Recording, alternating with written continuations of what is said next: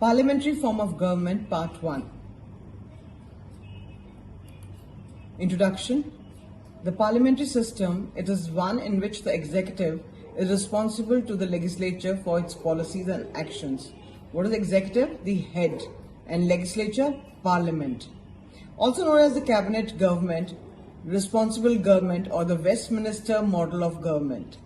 This system originated in Britain. That means it was started, this type of government was started in Britain, and it is still there, it is still valid in Britain, in India, and in Denmark, Spain.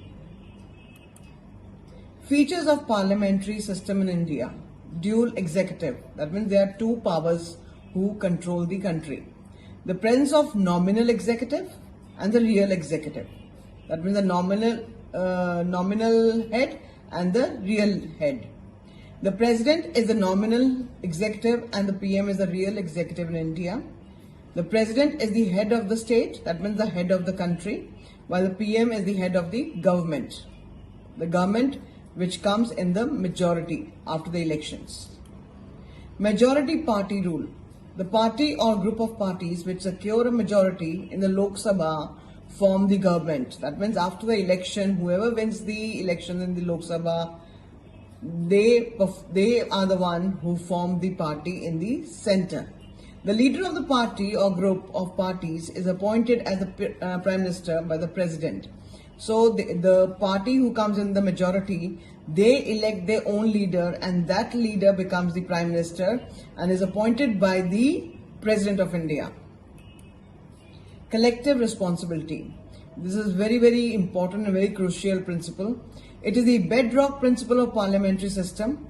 The ministers are collectively responsible to the parliament in general and to the Lok Sabha in particular. So the Lok Sabha is all the ministers are there, and parliament in general, in a sense, anything happens in the country, whatever decision they make in the parliament, whatever do's and don'ts they do, they are directly responsible. That majority of that people who are there elected and they are members of the parliament, they are the one who are collectively, they all are responsible for whatever action they do, whether it is good or bad, as specified in Article 75, Clause 3.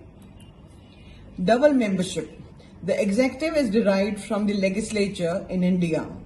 That is Article 75, Clause 5. It states that if a person is a member in the legislature, in the parliament, and he is given a post in the cabinet minister by the Prime Minister, and he loses in the elections, so he doesn't become a member of the parliament, legislature, he will have to step down from his cabinet minister also, from membership, after 6 months. In 6 months, if he doesn't prove himself in the legislature, in the parliament, he cannot stay in the cabinet, he cannot stay the minister in the cabinet, the central government. So he has to be both. If he is executive, if he is the head, if he is the member of the cabinet, he has to be member of the parliament also, the legislature also. But if he is not the legislature member, he has to withdraw himself. He has to leave the cabinet within 6 months of his appointment. Dissolution of lower house. Lok Sabha can be dissolved by the President on recommendation of the Prime Minister before the expiration of the full term. So this 5 years is the term, and before that, if the Prime Minister of India feels that it's not working properly, they can dissolve the Lok Sabha. They can dissolve the Lok Sabha, and then again the elections can take place.